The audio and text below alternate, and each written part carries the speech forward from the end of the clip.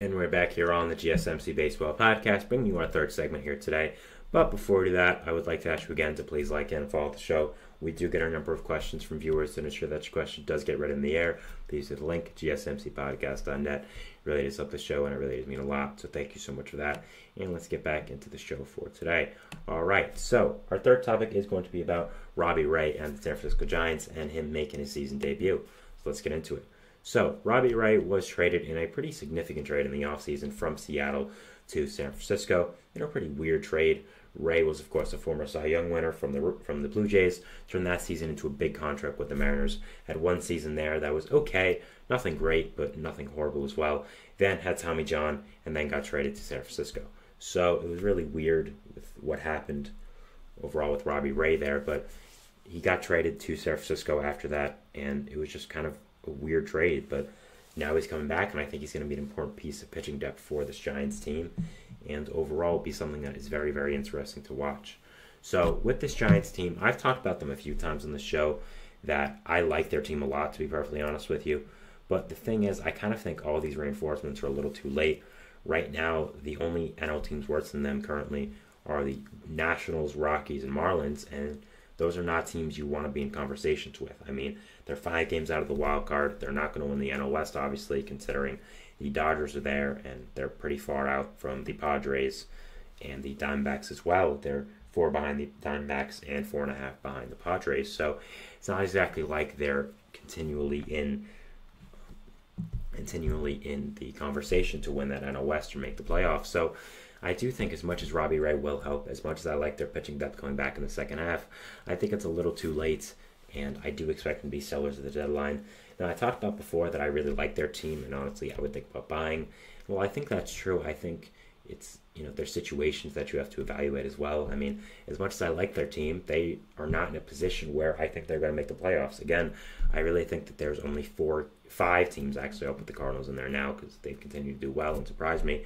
5 teams that really are in conversation for that wild card that I feel confident about. I mean, there's also other teams as well that are there that realistically can get in there. I mean, the Pirates are only a game behind, but so I really think the Pirates are going to continue to do this well. Not really, even with Skeens. So overall, I think that there's too many teams in the NL this year to be able to, go in front of. I mean, teams that are above them are the Cubs, Reds, Pirates, that's 3 already.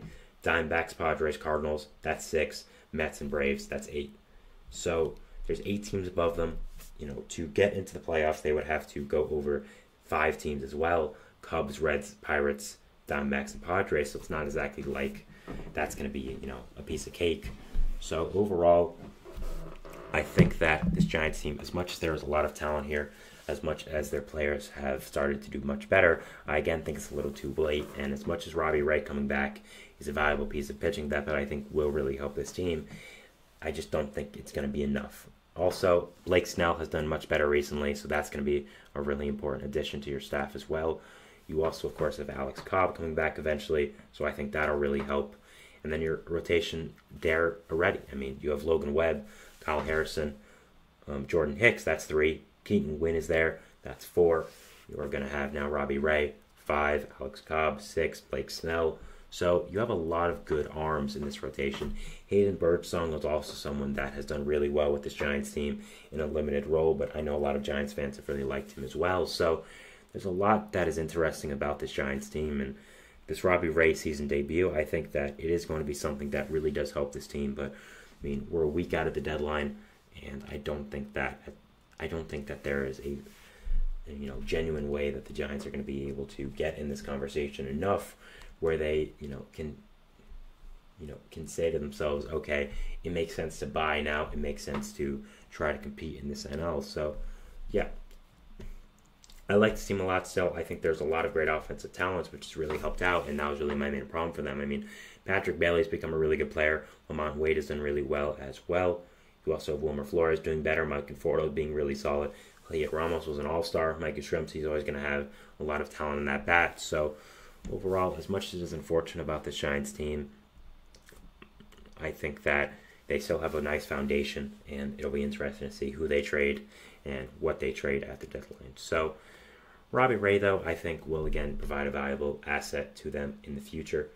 I think next year, assuming Blake Snell doesn't leave, because I don't think this is the year he wants to go on the free agent market for, you'll have a lot of players in that rotation.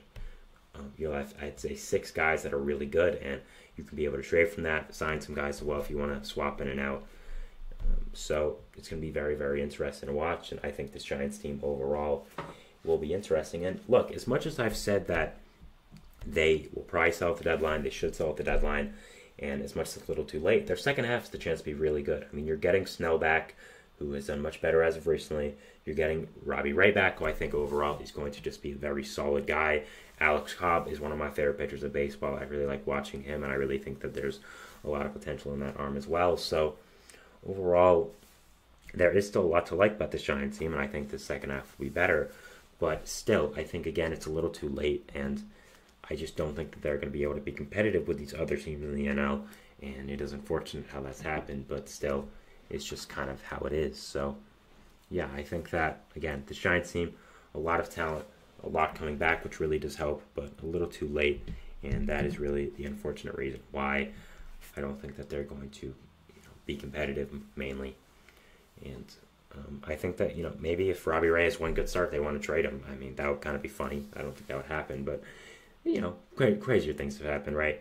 So, yeah, that is it for the Giants, and that is it for about Robbie Ray and just this team.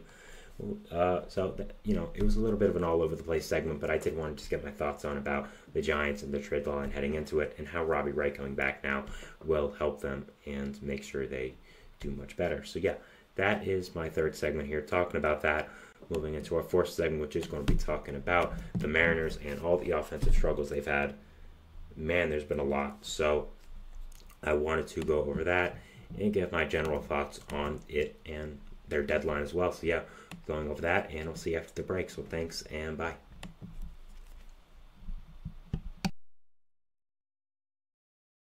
For the best and latest podcasts available anywhere, go to the podcast app on your cell phone and type in GSMC to access free content-rich podcasts on health and wellness, book reviews, sports, entertainment, relationships, social media, movies, technology, finance, and even weird news. Subscribe and download the GSMC podcast